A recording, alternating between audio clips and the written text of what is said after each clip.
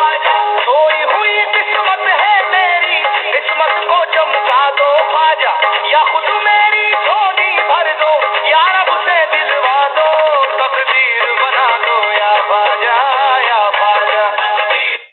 कभी तो कोई नवाज़े, कभी तो कोई नवाज़े, कभी कभी तो कोई नवाज़े, कभी कभी तो कोई नवाज़े, तेरा ख्वाजा सदा नवाज़े।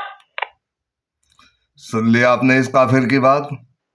ये काफिर हो चुका है कबर के पुजारी, ये अल्लाह को नहीं मानते हैं। ये ख्वाजा साबिर, छोटा बड़ा साबिल साहब, इनकी पूजा करते हैं, इनकी इबादत करते हैं, इनके लिए जिंदगी खत्म करते हैं। जबकि अल्लाह ताला कहता है दुआएं सारी कबूल करने के लिए।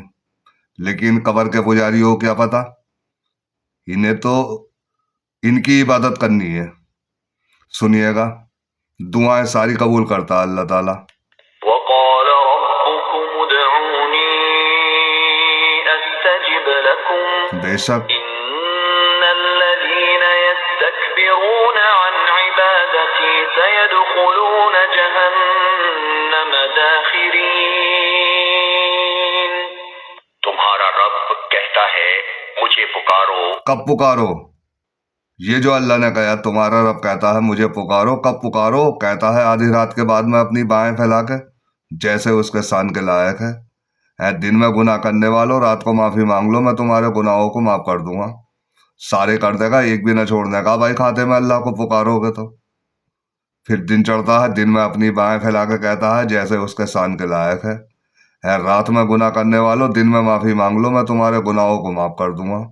اور سارے کر دے گا، ایک بھی نہ چھوڑنے کا بھائی کھاتے میں اللہ کو پکارو گے تو۔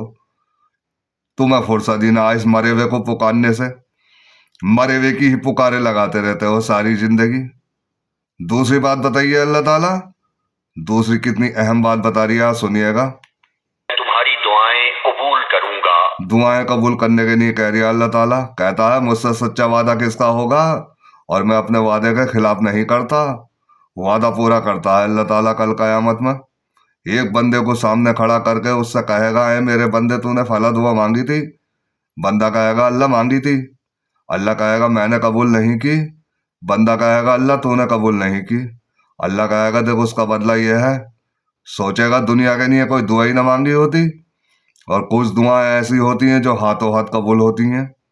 اور جب تیری کوئی دعا قبول ہوتی ہے قبر کے پجاری، تو اوپر کو منہ اٹھا کے اللہ سے ہی کہتا ہے اللہ تعالیٰ یہ تو دعا قبول کر لی تو نے، کچھ اور مانگ لیتا تو وہ بھی دے دیتا۔ اور اللہ کے وسلم کہتے ہیں کہ دعاؤں سے بلائیں ٹال دیتا اللہ تعالیٰ۔ بڑی بڑی بلائیں آنے والی تھی، بڑی بڑی مصیبتیں آنے والی تھی، ٹال دیتا اللہ تعالیٰ۔ اور اللہ کے وسلم کہتے ہیں کہ دعاؤں سے تقدیر بدل دیتا اللہ تعالیٰ۔ تقدیر کیسے بدلتا ہے؟ اللہ کے پیچھے پڑنا پڑے گا، اللہ سے ہی کہنا پڑے گا اللہ تجھے چھوڑ کے کہاں جاؤں، اللہ کا تجھے میں نے چھوڑ دیا تو میرا تو کہیں بھی ٹھکانہ نہیں، اللہ تو ہی تو میرا حاجت روا، مشکل کشا، بگڑی بنانے والا، اولاد دینے والا، دعائیں سننے والا ہے، اللہ تو نہ کرے گا تو کرم کون کرے گا، اللہ جھولی میری تیرے سوا کون بھرے گا، میرے اللہ کا کرم ہے، میرے مولا کا کرم ہے، تو محبت آ جاتی ہے اللہ تعالیٰ کو، تقدیر بدل دیتا اللہ تعالیٰ۔ اور اللہ کے وسلم کہتے ہیں کہ دعا ہی تو عبادت ہے، جتنی دیر دعائیں مانگتا رہتا ہے اتنی ہی دیر عبادت کرتا رہتا ہے، ڈبل فائدہ ہوتا ہے اس کو۔ اور جب تم بیٹھ جاتے ہو اس مرے ہوئے کے پاس جا کے اللہ کی شکایت کرنے کے لیے، تو تمہیں تو ایک بھی فائدہ نہ ہوتا، شکایتیں اور کرتے ہو اللہ تعالیٰ کی جا کے اس مرے ہوئے سے۔ تم اللہ کے نیک بندے ہو، تمہاری دعا جلدی قبول ہوگی، ہم تو بہت بڑے گناہ گار ہیں، اللہ سے کہنا ہمیں لوٹا دے دے، لونڈیا دے دے، یا شادی کرا دے، یا اور بہت سے کاموں کو کہتے ہو، تو تمہارے عقیدے کے مطابق تو یہ زندہ ہے نا، جبکہ اللہ تعالیٰ کہتا ہے تم لوگ مجھے چھوڑ کے جنہیں پکارتے ہو یہ تو مردہ ہے نہ کہ زندہ، انہیں تو یہ بھی شعور نہ کہ زندہ کر کے کب اٹھائے جائیں گے، تو یہ تو مرا پڑا ہے۔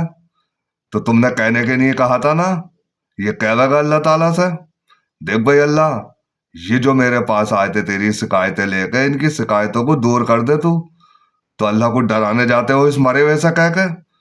شیطانو، اللہ تعالیٰ کہتا ہے اگر میں اپنی رحمت کا دروازہ بند کر دوں تو اسے کوئی کھلوا نہیں سکتا، اور اگر کھول دوں تو اسے کوئی بند نہیں کرا سکتا۔ رحمت میں سب کچھ آ جاتا ہے، پوری زندگی رحمت ہے۔ تو یہ کیا کرتے رہتے ہیں اللہ تعالیٰ یہ قبر کے پجاری؟ وہ لوگ گھمنڈ میں آ کر میری عبادت سے منہ موڑتے ہیں. تم لوگ گھمنڈ میں آ جاتے ہو جب بھی میں کہتا ہوں اللہ سے مانگو، اللہ سے مانگنا ہی تو اللہ کی عبادت ہے، تو گھمنڈ آ جاتا ہے تمہیں. کوٹھے پہ چڑھنا ہو تو سیڑھی لگانی پڑتی ہے، جج سے ملنا ہو تو وکیل کرنا پڑتا ہے، تھانے دار کے پاس جانا ہو تو سپاہی پکڑنا پڑتا ہے. اس طرح کے حوالے دیتے ہو تم. تو انہیں کہاں پھینکے گا اللہ تعالیٰ قبر کے پجاریوں کو؟ تو وہ ذلیل و خوار ہو کر جہنم میں داخل ہوں گے. یہ انجام ہونا ہے تمہارا. ضرور جلیل اور خوار ہو کے تمہیں جہنم میں داخل ہونا ہے قبر کی پوجا کرنے والوں.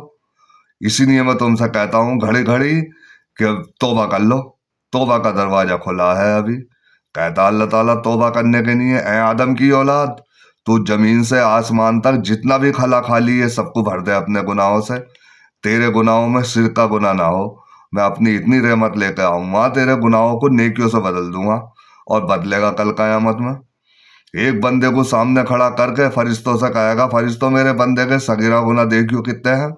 یہ ڈرنے لگا، کبیرہ گناہ لیے بیٹھا تھا. کہا اس کو ہر گناہ کے بدلے میں نیکی دے دو.